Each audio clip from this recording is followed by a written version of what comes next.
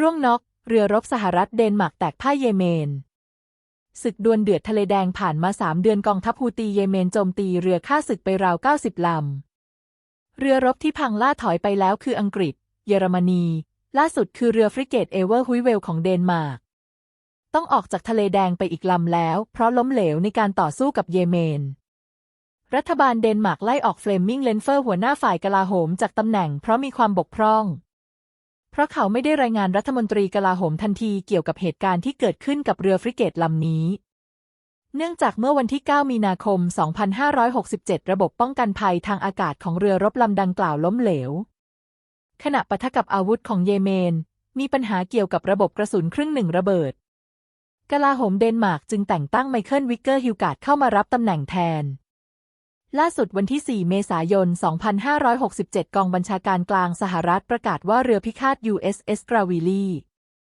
ถูกโดรนพลีชีพและขีปนาวุธกองทัพฮูตีเยเมนโจมตีในทะเลแดงแต่อ้างว่าสกัดกั้นได้ประมาณว่าหยอดกาวตราช้างก็หายเจ็บก็ไม่ร้องอึดไว้กัดฟันทนเอาหน่วยงานปฏิบัติการการค้าทางทะเลของอังกฤษยืนยันว่าได้รับรายงานเหตุการณ์ดังกล่าวเกิดขึ้นห่างออกไป150 ไมล์ทะเลทางตะวันตกเฉียงเหนือของเมืองโฮไดดาของเยเมนนายพลอเล็กซัส กรีนเควิชผู้บัญชาการกองทัพอากาศสหรัฐในตะวันออกกลางยอมรับว่ากองทัพฮูตีมีความเป็นอิสระมากกว่าและต่อสู้ยากกว่าอิหร่านด้วยซ้ำเป็นเรื่องยากที่จะทราบขอบเขตการสึกหรอของอาวุธในเยเมนจากการโจมตีของสหรัฐ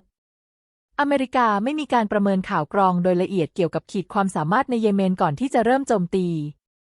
จึงล้มเหลวในการสกัดกั้นอาวุธของเยเมนในทะเลแดงทะเลอาหรับต่อเรือของแก๊ง 3 อหรือเรือที่มุ่งหน้าไปยังท่าเรือดินแดนยึดครองอิสราเอล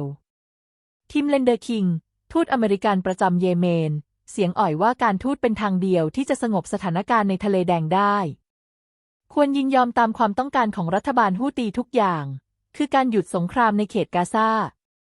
และยกเลิกการปิดล้อมทั้งหมดจะเป็นประตูเปิดหลักในการลดการบานปลายกับเยเมนฝ่ายบริหารยอมรับว่าการโจมตีของเยเมนที่ทวีความรุนแรงขึ้นมีความเชื่อมโยงกับสงครามในกาซา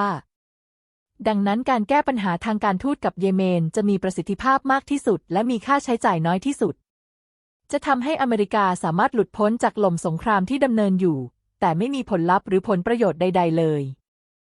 สำนักข่าวบลูมเบิร์กรายงานว่าฝ่ายบริหารของไบเดนหมดท่าแล้วจึงต่อรองยื่นข้อเสนอจะถอดรายชื่อรัฐบาลฮูตีเยเมนออกจากรายชื่อกลุ่มก่อการร้าย